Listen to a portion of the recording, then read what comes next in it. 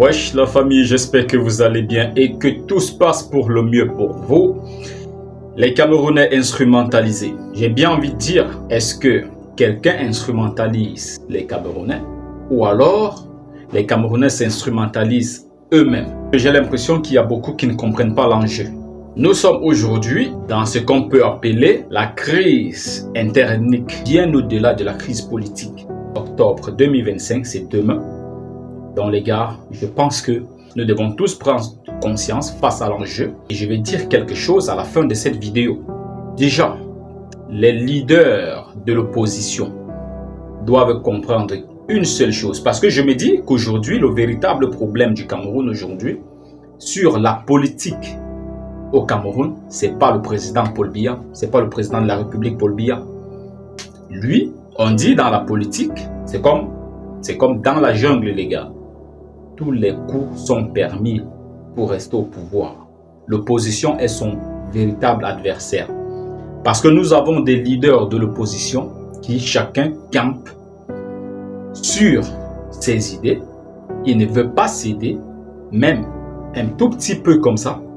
Et pourtant, aujourd'hui, ce qu'il y a lieu de faire, les gars, je pense qu'il faut une synergie entre les partis politiques de l'opposition.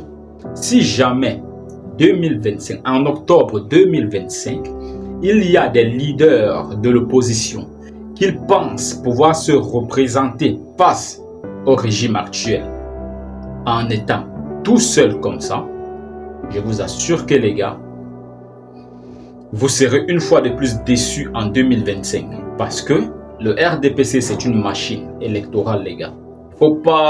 Il faut pas se le cacher les gars, c'est une réalité. Et donc j'estime que pour battre ce parti politique, il faut bien que les présidents de partis de l'opposition fassent chacun, n'est-ce pas, un sacrifice.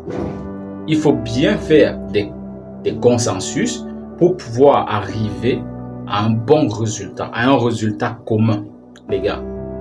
Un résultat qui arrangerait tout le monde. Mais si ils s'entêtent, et nous, le bas peuple, nous sommes là dans du messianisme, à idolâtrer les présidents de l'opposition, il s'agit ici de regarder ce qui est cohérent, ce qui est de l'intérêt général de la nation, et de pouvoir y contribuer tous les gars. Nous devons jouer un rôle majeur pour que ces élections se passent dans le calme. Nous devons tous y contribuer pour la paix dans notre pays. Et pour cela, nous devons tous être unanimes. Je sais, vous savez également pertinemment que notre voix compte énormément parce que si notre voix, nous, le bas peuple, ne comptait pas, nous ne serons pas ici à faire du bruit tous les jours, à demander le départ du régime actuel. Et pour certains, de vouloir que leur candidat soit porté à la tête de notre nation. Cela veut dire que notre voix compte. Eh bien, je vais demander ici à chacun de nous, les gars, d'essayer de passer un message à nos différents leaders de l'opposition afin que ceux-ci puissent faire une synergie, puissent faire une coalition pour pouvoir renverser le régime. Ça, je vous le dis sincèrement, s'il n'y a pas de coalition, les gars, je vous dis, nous serons encore déçus. Et je suis contre ceux qui pensent que si jamais le régime rebat l'opposition, il y aura guerre. Les gars, moi je suis contre. Jamais de la vie, je ne vais souhaiter la guerre. Je ne vais souhaiter que le sang soit versé dans mon pays. Jamais de la vie, je ne vais souhaiter ça. Et je ne vais jamais encourager qui que ce soit à le faire, les gars. À provoquer la guerre, à être l'instigateur de la haine dans notre pays. La seule chose que nous devons tous combattre, tous ensemble, avec la dernière énergie, c'est la montée du tribalisme dans notre pays, les gars. Je pense que si nous réussissons déjà, premièrement, je vais dire quelque chose ici qui peut surprendre, mais je pense que les parents, chaque famille contribue en quelque sorte à cette montée du tribalisme. J'en connais des gens qui refusent catégoriquement que leurs enfants épousent les enfants de telle ou telle tribu. J'en connais les gars, c'est un fait. Je pense que vous également, dans cette vidéo, vous en savez quelque chose par rapport à ce que je dis. Alors, je pense que cette mentalité devrait déjà être annulée au niveau, n'est-ce pas, de nos familles respectives. Parce que du moment où nous aurons cette mentalité-là de dire « mon enfant ne peut jamais épouser telle tribu », je pense que ça, c'est du tribalisme caché. Donc, vous le faites de manière en cachette.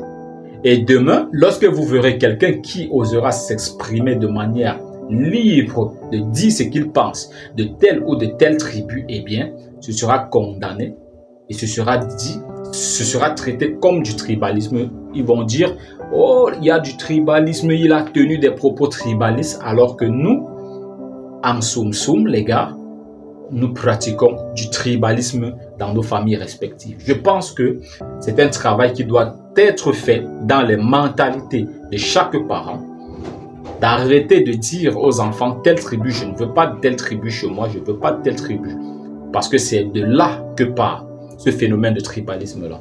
Nous avons vraiment besoin de cette synergie pour pouvoir renverser le régime actuel. Si c'est pas ça les gars, j'ai bien peur que ce soit bien parti pour réitérer 2018.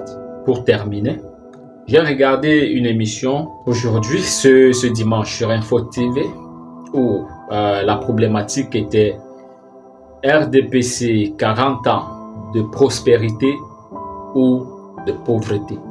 Moi, je vais répondre de manière claire. Il y a des choses qui ont été faites, mais maintenant, le RDPC, c'est un échec. C'est un échec total. Mais il y a des choses qui ont été faites. On ne peut pas dire que rien n'a été fait, les gars. Par exemple, il y a des écoles, il y a des universités un peu de partout et tout, voilà. Mais les gars, la première des choses, la base, ça manque. L'électricité et l'eau, c'est un véritable problème pour notre pays. Ce problème de l'électricité et ce problème d'eau, c'est très dangereux, c'est très grave dans notre pays. Et donc, nous avons besoin d'une nouvelle énergie pour pouvoir faire décoller les choses, les gars. Je suis là, je fais cette vidéo comme ça. D'un moment à l'autre, l'électricité va partir, comme d'habitude. Voilà. Donc, les gars, j'appelle aux uns aux autres de prendre conscience et d'appeler nos différents leaders de l'opposition à faire une synergie, de mettre leurs égos de côté et de penser pour le pays. De penser pour le pays. Ils peuvent travailler ensemble. Ils peuvent être unanimes là-dessus. Il faut aller avec une tête et les autres vont suivre. Hein, les gars, créer un parti unique pour affronter le régime. Je pense que c'est la clé pour faire tomber le régime. Si vous voulez repartir avec Maurice Kamto unique avec ces gens, Cabral Libi unique avec ces gens, Joshua aussi unique avec ces gens, Baebek unique avec ces gens et tout, les gars, c'est mal barré. Ça, je peux vous l'assurer. Personne de ces gens ne pourra battre le président Paul Biya aux élections. Ça, je peux vous l'assurer parce que le RDPC a gagné du terrain. Et pour les battre, il faut une coalition. C'est la seule solution. Si nous voulons rester là, à dire non, Kamto n'a pas besoin de coalition pour battre le régime, non, Cabral Libi n'a pas besoin, les gars, vous vous trompez lourdement. La politique, c'est pas ce que vous pensez. C'est un monde bien trop compliqué. Nous ne sommes que des acteurs éloignés comme ça. Nous voyons des choses que nous ne voyons même pas. Vous comprenez? Je ne sais pas si tu as compris ce que ça veut dire. Pour ceux qui ont compris, ils ont compris. Donc arrêtons de penser que la politique, c'est ce que nous voyons là. C'est bien trop compliqué. C'est un monde obscur, les gars. Il faut que ces forces s'unissent pour pouvoir renverser pour pouvoir renverser les forces en présence, les forces actuelles qui gouvernent notre pays. Voilà tout ce que j'avais à dire ici, les gars. Prenez tous soin de vous. Et la paix sur vous.